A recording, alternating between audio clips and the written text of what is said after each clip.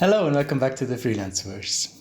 This is episode 2 of a series that I started weeks ago, or maybe months even. It was before the summer, called Unfiltered Thoughts of a Freelance Translator. This is kind of my podcast style episode. It's completely uncut, so if I stumble over my words, please excuse me. But you really enjoyed it last time, so I thought, why not do it again? And it's funny because they always come in handy when something goes wrong, and yesterday was one of these days when just literally everything went wrong that could go wrong. I'm gonna talk about that more in a bit, but eventually in the end, for some reasons that are out of my control, I had to cancel or I had to postpone the episode from yesterday, because usually I upload on Monday and now you see this on a Tuesday. So of course you will still see the episode. It's about how CAT tools make you more productive. You will still see that either next Monday or in 2 weeks, but it's on hold currently. But then episodes like this come in very handy because I can get them out rather fast without any editing efforts. I'm just going to talk a bit about what's on my mind, about the industry, about my job, about freelancing in general. One thing that is currently very much affecting my work is that I'm taking a French class, an intensive language course for 2 weeks. I'm in the second week now. And you can imagine this is extremely intense next to also working full time, right? So I have now French every morning from 9 to 12.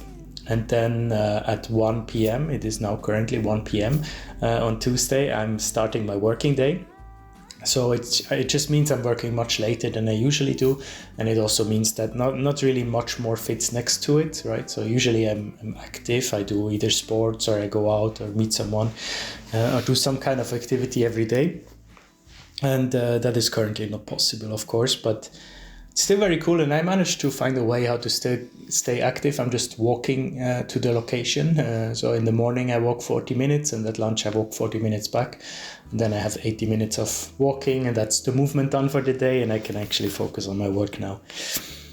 It's very rewarding. Why I started doing it is, well, it has many reasons, but one of them is that I recently noticed that there are certain situations in my life where I'm quite satisfied with my French, but still certain situations in life I just don't feel confident to speak, or it takes me way too long to come up with a sentence.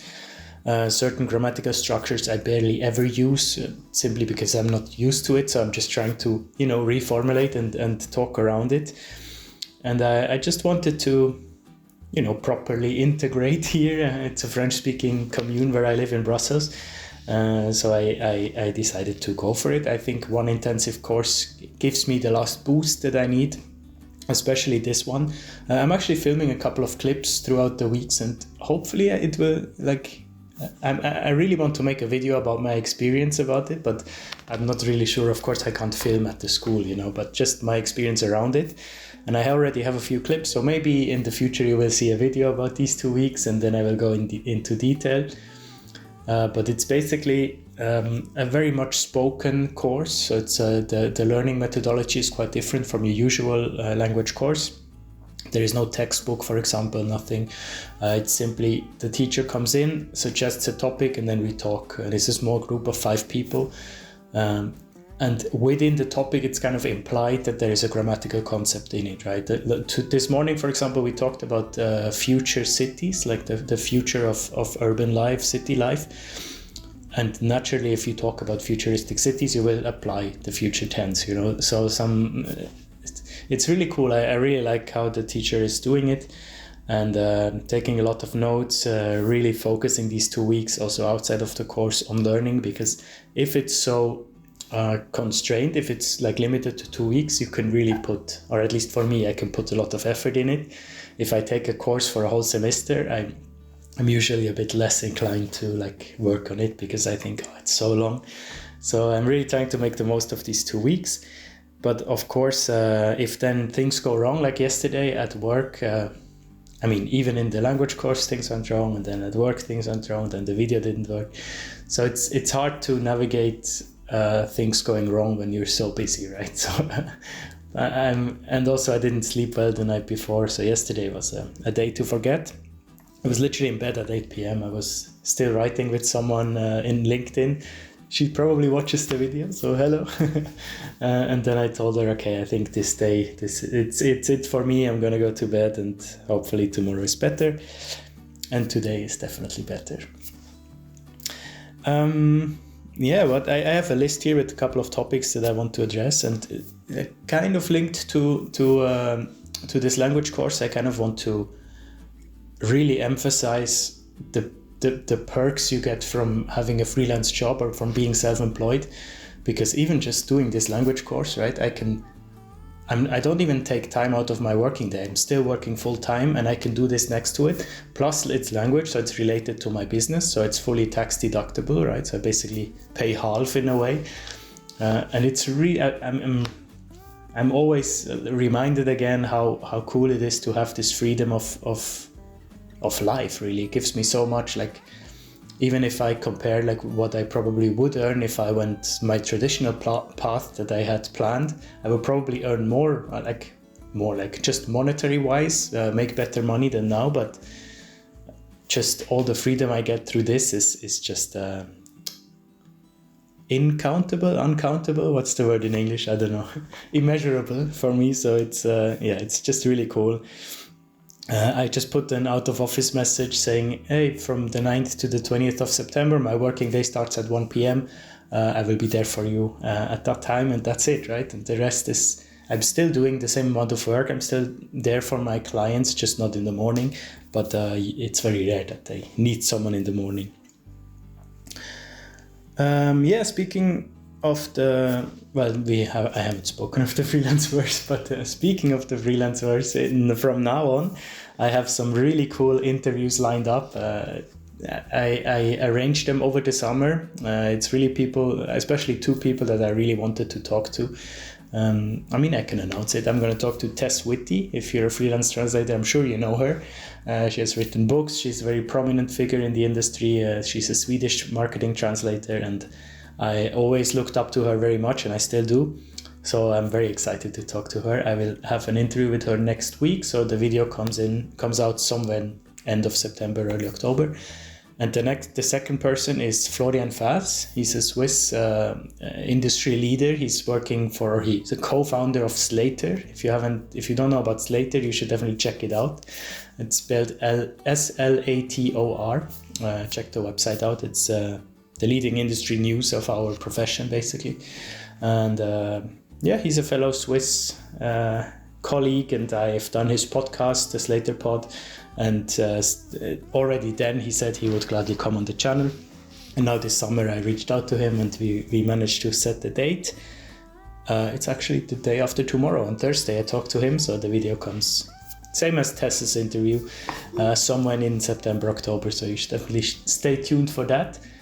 And if all goes well with the planning, either next week or the week after is a new specialized episode finally coming about beauty and fashion. And I know that there are some, in my last live stream, I forgot your name, but I know there was a live chatter there saying that they want to have information about beauty and fashion. And I told her, like, watch out for this video, because this will be the one for you.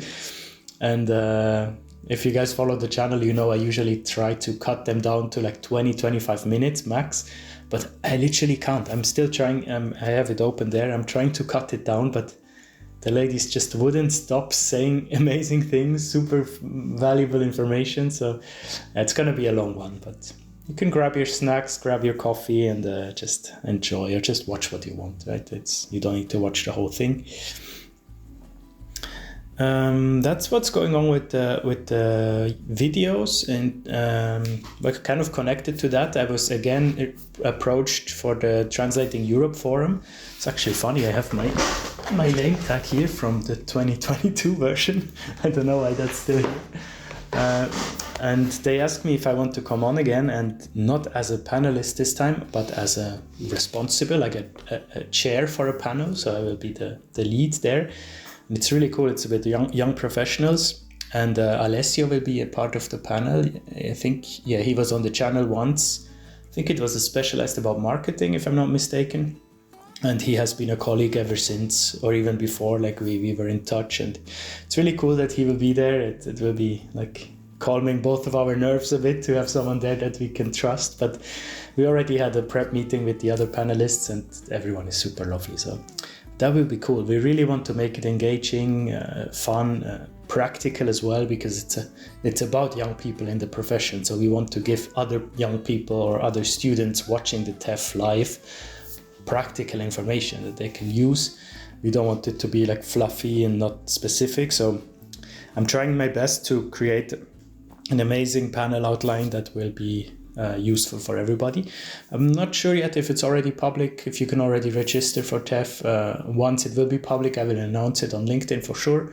But if you want to check it out already now, just Google Translating Europe Forum 2024 and maybe bookmark the site. And soon there will be definitely, it will be open for registration. You can come in person, but you can also follow online. It's really cool. It's probably one of my favorite events every year that I go to. It's also at the commission, so it feels very official, and the networking there is super cool.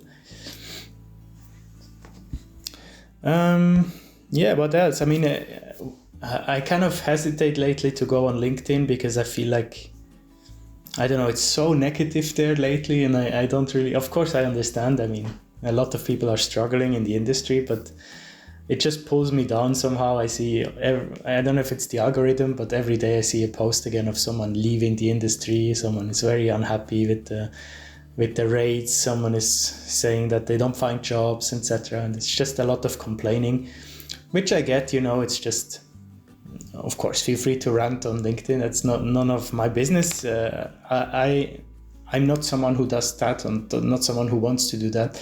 If I want to rant, I talk to a colleague in private, and we try to lift each other up, because I don't really see the point in that. And then when a client of mine sees that online, I don't know, I don't want to portray this negativity. But I do see it, and it's sad to see that so many people are struggling and leaving. And I don't want to always just, share the positives and pretend like everything is going well. Not at all. As soon as I will experience downturn in my workload or negative things, I will also share that. That's not a question. I've always done that, right? Talked many times about my failures, about negative experiences, negative feedback, etc. But still, I said it in the videos prior to this one that I really want to spread positivity because the industry needs it. And that's a reflection that I see on LinkedIn, because I still do hear so much positive things. I just don't see it reflected on LinkedIn, right? And then in return, I see a lot of LinkedIn posts of people saying, oh, I wanted to get into this industry, but seeing that everyone is so negative about it, it kind of turned me off. I don't want to do it anymore.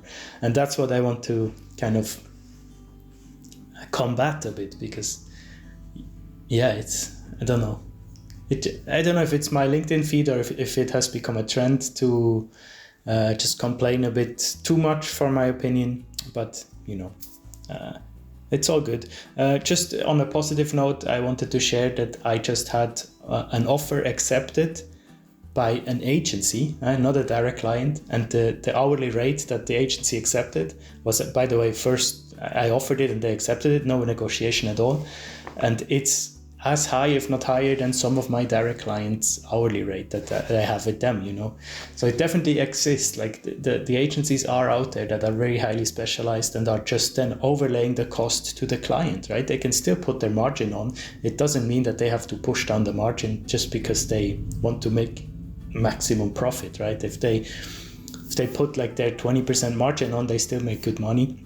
But there are just some exploitative agencies that will put a 75% margin on, and then of course you can't handle that. You can't pay the translator enough in that case, right?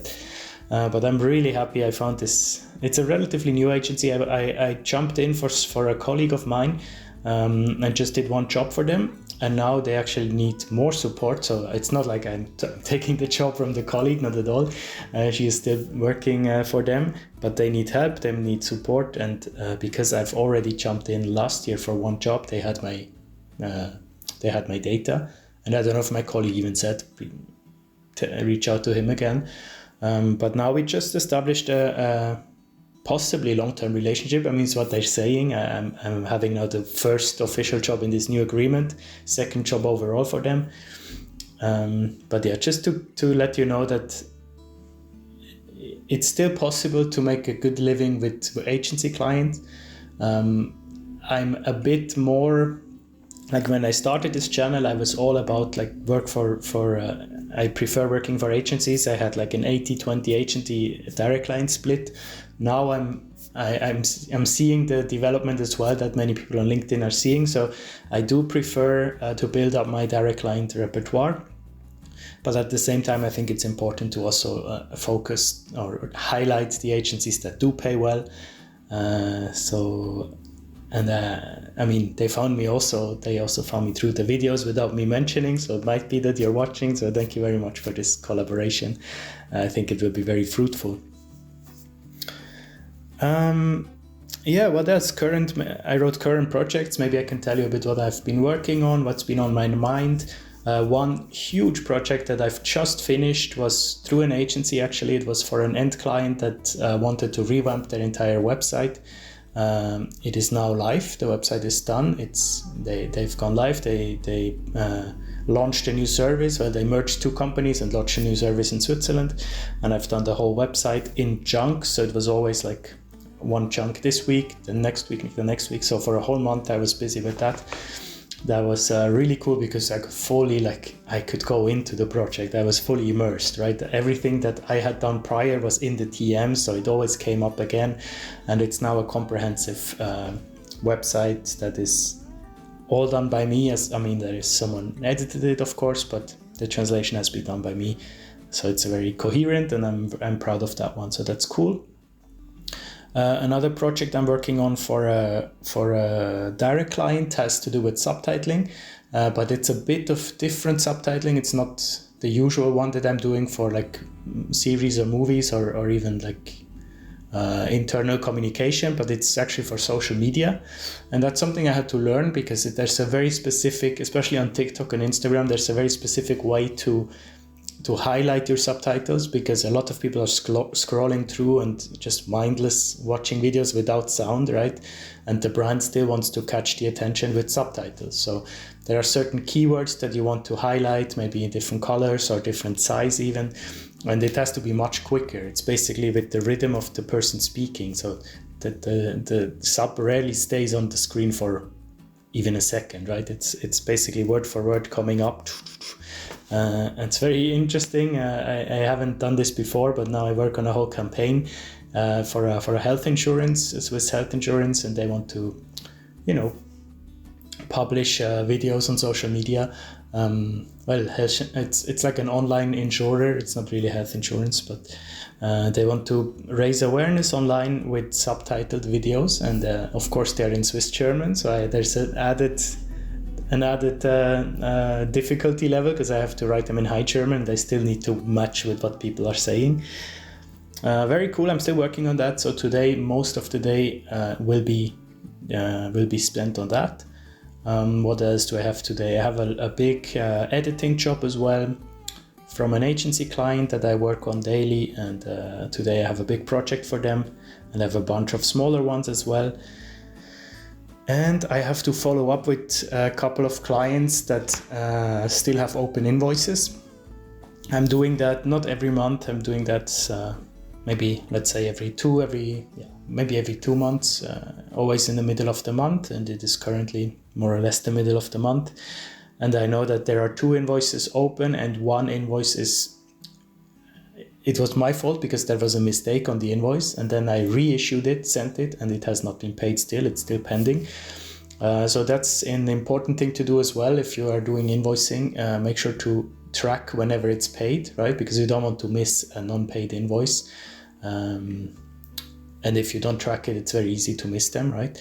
Of course, you can trust your clients. If you work with them for a long time, it's not going to happen usually that it's not paid. But some smaller clients don't have an automated system, for example, so they do the payments manually every month, and then mistakes can happen. So I just track it, and I have now 3 invoices that I need to follow up on.